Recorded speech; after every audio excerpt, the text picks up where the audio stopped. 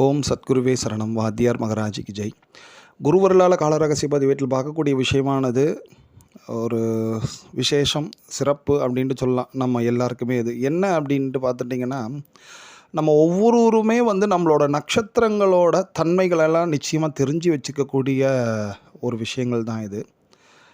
ஏன்னா எல்லாருமே ஒரு நட்சத்திரத்தில் தான் பிறந்திருக்கிறோம். 27 நட்சத்திரங்களில் தான் நம்ம எல்லாருமே பிறந்திருக்கோம். ஒட்டுமொத்த இந்த 800 கோடி 900 கோடி உலகத்தில் இருக்க அத்தனை பேருமே, அது நம்மனால நம்பாட்டி எந்த மதம், எந்த இனம், எந்த ஜாதியாக இருந்தாலும் ஒரு நட்சத்திரத்தில் தான் பிறந்திருப்போம். அந்த நட்சத்திரம் தான் அவங்கள இயக்கிட்டு இருக்குன்ற ஒரு பெரிய விஷயம் நிறைய பேருக்கு தெரியாது. ஒரு சிலருக்கு மட்டும்தான் தெரியும். அப்படி நட்சத்திரத்தோட சித்தாந்தம், நட்சத்திரத்தோட அனுகிரகம், இந்த நட்சத்திரங்களோட பலம் பலவீனம், அவங்கவுங்க நட்சத்திரங்கள் முடிஞ்சால் 27 நட்சத்திரங்களையும் தெரிஞ்சு வச்சுக்கிறது இன்னும் உத்தமம். இதெல்லாம் முடியுமாப்பா? இதெல்லாம் ஏதோ ஜோதிடர்களுக்கு உரிய வேலையாச்சே. இது எல்லாராலையும் தெரிஞ்சிக்க முடியுமா? எல்லாரும் இதெல்லாம் ரியலைஸ் பண்ண முடியுமா? நமக்கு புரியுமா அப்படின்ட்டு யோசிக்கிறீங்க இல்லையா? இதுக்காகவே வாத்தியார் ஒரு அற்புதமான காலத்தை குறித்து கொடுத்துருக்காரு. அதான் நவகால அம்ச சக்திகள் நிறைஞ்ச ஒரு நாள் அப்படின்றாரு. அந்த நாள் எப்படி வரும்னு பார்த்துட்டிங்கன்னா, நவமியும் மகமும் சேர்ந்து வரும்பொழுது இது ரெண்டுமே ரொம்ப அதிகமாக விசேஷம். நவமி காலசக்தி மிகுந்தது, அதே மாதிரி மகம் ரொம்ப ரொம்ப ஹாப்டாக மிகப்பெரிய காலசக்தியை தன்னுள்ள இது பண்ணி வச்சுருக்கு. இது ரெண்டுமே பார்த்துட்டிங்கன்னா கூட பைரவருக்கு ரொம்ப ஆப்டாகவும் இருக்கும். ஒன்று நவமி அந்த வித்யாவுக்கு அதிபதியாக இருக்கக்கூடிய ஹயக்ரீவருக்கு, மகத்தில் நம்ம பைரவரை பூஜை பண்ணோன்னா விசேஷமான அனுகிரக காலசக்திகள் உணரக்கூடிய வாய்ப்புகள்லாம் நிறைய உண்டு. ஸோ இப்படிலாம் நிறைய வாத்தியார் சொல்லி வச்சுருக்காரு வச்சிங்களேன். ஸோ இப்போ நம்ம நம்மளோட நட்சத்திரங்களை பற்றி தெரிஞ்சுட்டு என்னத்தை சாதிக்க போகிறோம் அப்படின்ற ஒரு எண்ணம் வரும். ஏன்னா இருக்கிறது டைம் ரொம்ப கம்மி. காலையில் போனால் நைட்டு வரும், ஒரே ஓடிட்டு இருக்கும். இந்த மாதிரி நம்ம நட்சத்திரங்களை பற்றி, அதோட சிறப்பு, பலம், பலவீனம் எல்லாத்தையும் தெரிஞ்சு வச்சுருக்கிறதுனால என்ன நடக்கும் அப்படி பார்த்துட்டிங்கன்னா, நம்ம எப்போ எதை செய்யணும், எதை செய்யக்கூடாது அப்படின்ற ஒரு விஷயம் நம்ம முதல்ல நமக்கு ஈஸியாக இதுவாகும். ரெண்டாவது புரியும். ரெண்டாவது ஒரு பெரிய விஷயம் என்னென்னா, நம்மளோட காரியங்களெல்லாம் சக்ஸஸ் பண்ணணுன்னா இந்த நட்சத்திரத்தோட இயல்புகளை உடைய சில பொருட்களை, சில வஸ்துக்களெல்லாம் நம்ம எப்பொழுதுமே அதோடு அடாப்ட் ஆகி போகிறது. இந்த நட்சத்திரத்துக்கு அகெயின்ஸ்டாக இருக்கக்கூடிய, ஏன்னா ஒரு நல்லதுன்னும் போது அதுக்கு எதிர்வினைன்ட்டு ஒன்று இருக்கும் இல்லையா? அந்த எதிர்வினையெல்லாம் தெரிஞ்சு வச்சுட்டு அதோட ஒட்டாமல் அப்படி ஓரமாக ஒட்டாமல் அப்படி போயிடுறது. ஏன்னா உலகத்தோடு எல்லாமே சேர்ந்து தான் நம்ம வாழ போகிறோம். பட் இருந்தாலும் அதோடைய கேர்ஃபுல்லாக இருக்கிறது, இதோட நம்ம மிங்கல் ஆகிறது. அப்படி இதெல்லாம் தெரிஞ்சுக்கணுன்னா அப்போ நம்ம நட்சத்திரங்கள், ஒவ்வொருத்தரோட நட்சத்திரங்களை பற்றி நிச்சயமாக தெரிஞ்சுக்கணும். அப்படி தெரிஞ்சிக்கும் போது மோஸ்ட்லி ஸ்மூத்தாகவே நம்ம ரன் பண்ணிக்கலாம். எந்த விதமான பெரிய பெரிய பிரச்சனைகள் இல்லாமல் ஸ்மூத்தாக அன்னன்னைக்கு உரிய காரியங்கள் எல்லாத்தையும் இந்த காலத்தை ஒட்டி பண்ணி நம்ம பண்ணிக்கலாம். ஒரு புதுசாக ஒன்று செய்ய போகிறோம், இல்லைனா ஒரு செயல் சக்ஸஸ் ஆகணும், இது எல்லாமே இந்த நட்சத்திர சித்தாந்தத்தில் நிச்சயமாக உண்டு. ஸோ இதை எல்லாமே தெரிஞ்சுக்கணுன்னா அதுக்கு நிச்சயமாக ஒரு வழிகள் ஏதேனும் ஒன்று கிடைக்கும் குருவர்களால். அதுக்கு முன்னோடியாக தான் இந்த நவகால அம்ச சக்திகள் நிறைஞ்ச ஒரு நாள் தான் இந்த நவமியும் மகமும் கூடிய வேலை. இது எப்போ பார்த்துட்டிங்கன்னா, இந்த மாதமே எடுத்துங்க, மே மாதம் 5ஆம் தேதி திங்கட்கிழமை இருந்து நீங்கள் மதியம் ஒரு 2:30 மணிக்கு மேலேயே உங்களுக்கு மகம் ஸ்டார்ட் ஆகிடும். காலையிலேருந்தே உங்களுக்கு நவமி இருக்குது.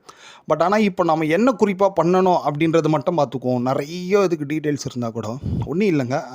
திங்கட்கிழமை இரவு 8 to 9 சந்திர ஓரை வேலையில் 27 நட்சத்திர துதிகள், அகஸ்தியர் பொற்பாத நட்சத்திர பொற்பாத திரட்டுன்ட்டு அப்படி அதுக்கு ஒரு திருநாமமே உண்டு. அந்த அகஸ்தியர் திருநட்சத்திர வாக்கியங்களை ஒரு 27 நட்சத்திர துதிகள் ஒன்று உண்டு. சும்மா அந்த தமிழ்லேயே இருக்கும், ரெண்டாவது கொஞ்சம் சன்ஸ்கிரிட் கலந்த இதுவும் 2 வகையாகவும் இருக்கும். அது நீங்கள் பார்த்துக்கலாம். கூடுதலாக அகஸ்திய விஜய அடியார்கள் இருந்தீங்கன்னா உங்களுக்கு ரெட்டை கணபதி காப்புன்ட்டு ஒரு நட்சத்திர துதியும் ஒன்று உண்டு. அதுவும் நீங்கள் உங்களுக்கு தெரிஞ்சிருந்தால் சொல்லலாம். எந்த டைமில் பார்த்துட்டிங்கன்னா, இந்த மே மாதம் 5ஆம் தேதி திங்கட்கிழமை இரவு சந்திர ஓரையில் 8 to 9க்குள்ளே சொல்கிறதுக்கு ஒரு 15 மினிட்ஸ் கூட ஆகாது. இதெல்லாம் ரொம்ப கம்மியாக தான் இருக்கும். இதை சொல்கிறதுனால சொல்லிவிட்டு உங்கள் நட்சத்திர தேவதைகளை, அந்த நட்சத்திர துதிகளை ஒரு 4-5 வாட்டி நல்லாவே சொல்லுங்கள். முடிஞ்ச ஒரு 11 வாட்டி கூட சொல்லுங்கள். சொல்லிவிட்டு அந்த நட்சத்திர தேவதைங்கிட்டையும் நீங்கள் பிரார்த்தனை பண்ணலாம். வாத்தியாரை முன்னாடி வச்சுட்டு இந்த மாதிரி அடியனுடைய நட்சத்திரத்தோட பலம் பலவீனங்கள் இதெல்லாம் தெரிஞ்சுட்டு வாழக்கூடிய இந்த வாழ்க்கையில் எந்த விதமான பெரிய சங்கடங்கள், தோல்விகள், துன்பங்கள் இல்லாமல் இருக்கிறதுக்கு அனுக்கிரகம் பண்ணுமா அப்படின்ட்டு அந்த நட்சத்திர தேவியை கூட நீங்கள் வேண்டிக்கலாம். ஃபஸ்ட்டு ஒன்று. நெக்ஸ்ட்டு ஒன்று, காலையில் செவ்வாய்க்கிழமை ஒரு 8:30 மணி வரைக்கும் சம்திங் வந்து உங்களுக்கு நவமி இருக்கும்.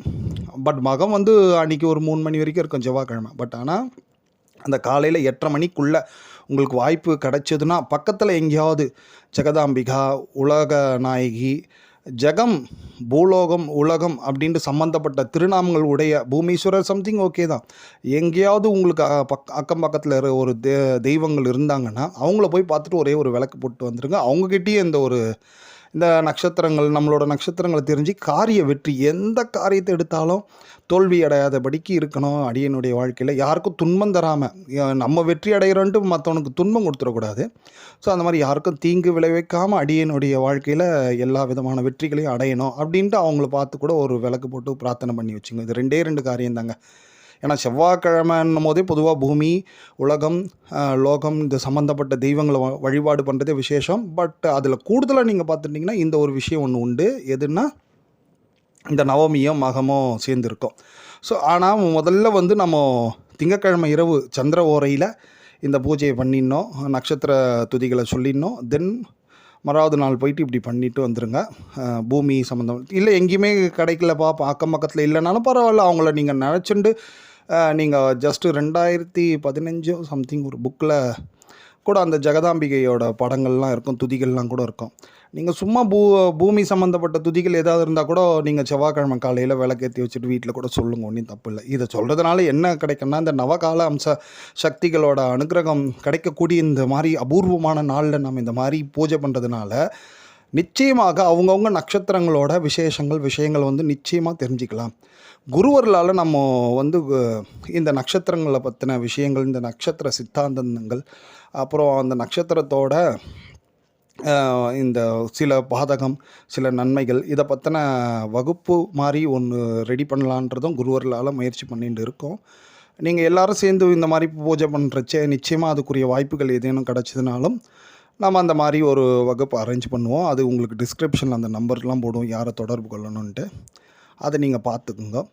அதன்படி பார்த்துட்டு அந்த வகுப்பில் எத்தனை பேர் காண்டாக்ட் பண்ணுறீங்களோ அவங்கள வச்சு தான் அதை அடுத்த லெவலுக்கு மூவ் பண்ணணும். அவங்க எல்லாருக்குமே அவங்க நட்சத்திரங்களுக்கு எந்தெந்த உறவுகள் ரொம்ப உதவியாக இருக்கும், எந்தெந்த உறவுகளால் பிரச்சனை வரும் இப்படின்ற ஒரு விஷயங்கள், அடிப்படை விஷயங்கள்லேருந்து அல்டிமேட்டாக இருக்கக்கூடிய அனைத்து விஷயங்களையும் வந்து நிச்சயமாக வந்து சொல்லித்தரப்போகிறோம் குருவர்களால். அதுக்கான வாய்ப்பு வந்து இந்த நவகால அம்ச சக்திகள் நிறைஞ்ச இந்த நாளில் இருக்குது.